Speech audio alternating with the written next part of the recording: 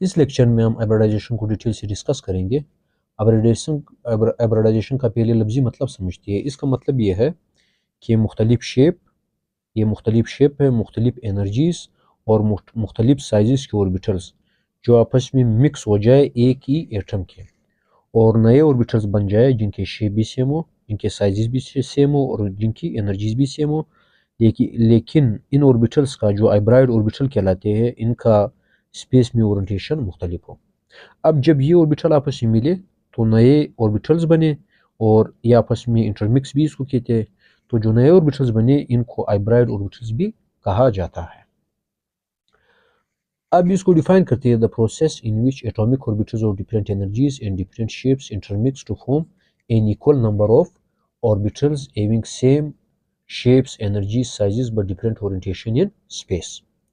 तो जैसे ये हमने डिस्कस किया कि जब मुख्तलिफ एनर्जी के, मुख्तलिफ शेप्स के, मुख्तलिफ साइजेस के ऑर्बिटल्स आपस में मिल जाए एक ही एटम के, और वो नए ऑर्बिटल्स बनाए जिनका शेप भी एक जैसा हो, साइजेस भी एक जैसी हो, एनर्जीज भी एक जैसी हो, लेकिन सिर्फ स्पेस में ओरिएंटेशन मुख्तलिफ हो, इनको कहा जाता है, इस प्रोसेस को हाइब्रिडाइजेशन। और ये जो नए ऑर्बिटल्स बन जाते हैं इनको हाइब्रिड ऑर्बिटल्स कहा जाता है। अब टाइप्स ऑफ हाइब्रिडाइजेशन को देखते हैं। हमारे पास तीन किस्म के हाइब्रिडाइजेशन है जो हमने फर्स्ट ईयर में डिस्कस करनी है। तो फर्स्ट वन होगा sp3 हाइब्रिडाइजेशन।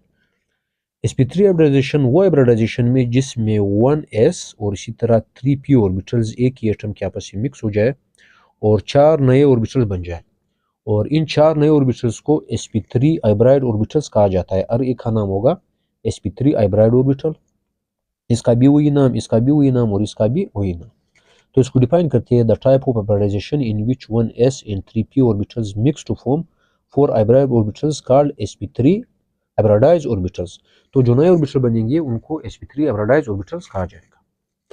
अब जो sp3 हाइब्रिडाइज्ड ऑर्बिटल है इसमें एक s है और 3p जो ऑर्बिटल्स है वो आपस में मिक्स हुए हैं, तो यहाँ पर 1:3 होगा p और s के दरमियान, या s जो होगा वो 25% होगा और p जो होगा वो 75% होगा। फिर एग्जांपल लेते हैं फॉर्मेशन ऑफ CH4। CH4 किस तरह बनता है, हम कार्बन का इलेक्ट्रॉनिक कन्फिगरेशन ग्राउंड स्टेट में देखते हैं। इसका जो इलेक्ट्रॉनिक कन्फिगरेशन होगा 1s2 2s2 2px1 2py1 2pz0। इस इलेक्ट्रॉनिक कन्फिगरेशन के मुताबिक जो कार्बन है वो डाईवेलेंट होगा, यानी ये जो होगा ये दो बॉन्ड बना सकता है। लेकिन जब कार्बन एक्साइटेड स्टेट में आएगा तो इसका एक इलेक्ट्रॉन इस ऑर्बिटल से इस ऑर्बिटल में आ जाएगा, और इसी तरह 2s1 2px1 2py1 2pz1 की इलेक्ट्रॉनिक कन्फिगरेशन होगी। इस केस में जो कार्बन 6 होगा ये टेट्रा वैलेंट होगा, यानी ये चार बॉन्ड बना सकेगा। अब जब ये इलेक्ट्रॉन यहाँ पर आए, यानी इसमें भी एक इलेक्ट्रॉन आया, इसमें भी एक इलेक्ट्रॉन है, इसमें भी एक इलेक्ट्रॉन है, इसमें भी एक इलेक्ट्रॉन है, इनके शेप्स एक दूसरे से मुख्तलिफ है, इनके साइजेस एक दूसरे से मुख्तलिफ है, तो बॉन्ड आसानी से नहीं बन सकता हाइब्रिडाइजेशन के कंसेप्ट के मुताबिक। अब जब इसमें एक एक ऑर्बिटल, एक एक इलेक्ट्रॉन इन ऑर्बिटल्स में मौजूद है कार्बन के, आपस में क्या हो जाएंगे, मिक्स हो जाएंगे और न्यू ऑर्बिटल बनाएंगे जिनके शेप्स वगैरह सारे सेम होंगे, सिर्फ इनका ओरिएंटेशन स्पेस मुख्तलिफ होगा। अब ये आसानी से बॉन्ड बना सकते हैं। तो जब आसानी से बॉन्ड बना सकते हैं, ये सारे आप फील्ड एटॉमिक ऑर्बिटल्स है। अब इनके पास कौन हाइड्रोजन आएगा और इनके साथ बॉन्ड बनाएगा। चूंकि sp3 ऑफ फील्ड है तो यहाँ से भी एक हाइड्रोजन आएगा, और हाइड्रोजन का जो इलेक्ट्रॉनिक कन्फिगरेशन है वो है 1s1। इस हाइड्रोजन को एक इलेक्ट्रॉन की जरूरत है, तो उसने यहाँ कार्बन बनाया। अब हाइड्रोजन के s ऑर्बिटल में भी दो इलेक्ट्रॉन है, sp3 में भी दो इलेक्ट्रॉन हो गए, क्योंकि ये इलेक्ट्रॉन शेयर हो गए।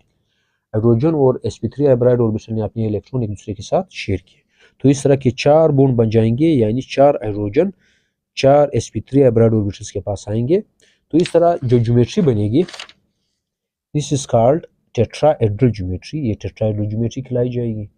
और इसी तरह जिस तरह हमने कहा कि हाइड्रोजन का जो s ऑर्बिटल होगा वो sp3 के साथ क्या होगा, ओवरलैप करेगा, और जब ओवरलैपिंग होगी इसको हम कहेंगे s sp3 ओवरलैपिंग।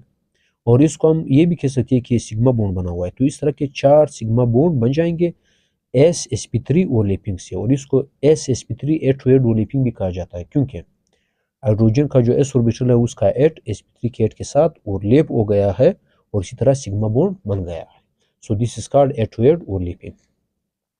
अब इन जो बॉन्ड्स है इनके दरमियान ये कार्बन हुआ और इसके 3 sp3 हाइब्रिड ऑर्बिटल्स हुए, इसके साथ हाइड्रोजन ने क्या किया, हाइड्रोजन के 4 s ने ओवरलैप किया और इसी तरह 4 सिग्मा बॉन्ड बन गए।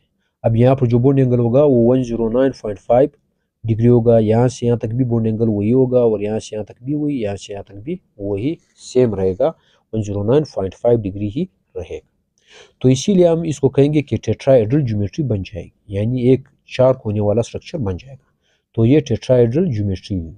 इसमें जो कार्नर है यहाँ पर हाइड्रोजन मौजूद है, 4 कार्नर्स ऑफ टेट्राहेड्रल पर हम कहेंगे कि 4 हाइड्रोजन मौजूद होंगे और कार्बन जो होगा वो बिल्कुल दरमियान में पाया जाएगा। बॉन्ड एंगल वही 109.5 डिग्री होगा। तो ये हमारे पास मीथेन का स्ट्रक्चर हुआ जिसमें 4 कोवेलेंट बॉन्ड मौजूद है हाइड्रोजन और कार्बन के दरमियान। फिर इसके बाद देखते हैं और एग्जांपल लेते हैं sp3 हाइब्रिडाइजेशन का, जिसमें हमारे पास फॉर्मेशन ऑफ H2O होगा। तो यहाँ पर देखते हैं H2O में ऑक्सीजन को अगर देखा जाए इसका एटॉमिक नंबर 8 है, तो इसका ग्राउंड स्टेट में इलेक्ट्रॉनिक कॉन्फ़िगरेशन होगा 1s2 2s2 2px2 2py1 2pz1। जब एक एक्साइटेड स्टेट में आएगा तो यह हाइब्रिडाइजेशन करेगा, यानी इनके जो 4 ऑर्बिटल्स होंगे वो उसी तरह आपस में मिक्स होंगे और इसी तरह 4 नए ऑर्बिटल्स बन जाएंगे।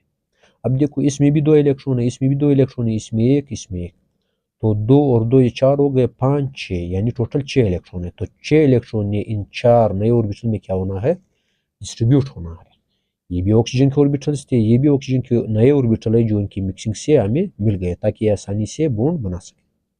अब अगर देखा जाए इस sp3 में 1 इलेक्ट्रॉन है, इसमें 1 इलेक्ट्रॉन है, इस sp3 हाइब्रिड ऑर्बिटल में 2 है, इस sp3 हाइब्रिड ऑर्बिटल में 2 इलेक्ट्रॉन है, टोटल 6 हो गए।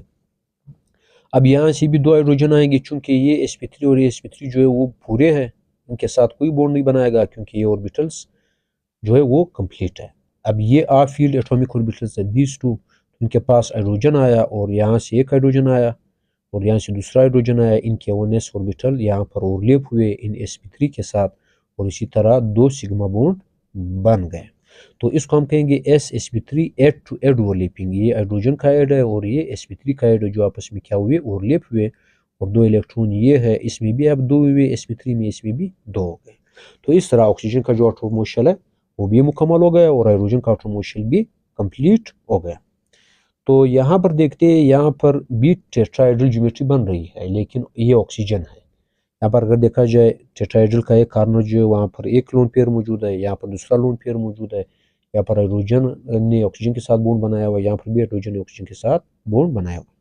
तो बॉन्ड एंगल जो होगा वो 104.5 डिग्री होगा, क्योंकि जो 2 लोन पेयर है ये बॉन्ड पेयर को बहुत ज़्यादा रिपल करेगा और एक दूसरे के क्लोज आ जाएंगे और बॉन्ड एंगल 109.5 के बजाय 104.5 रह जाएगा।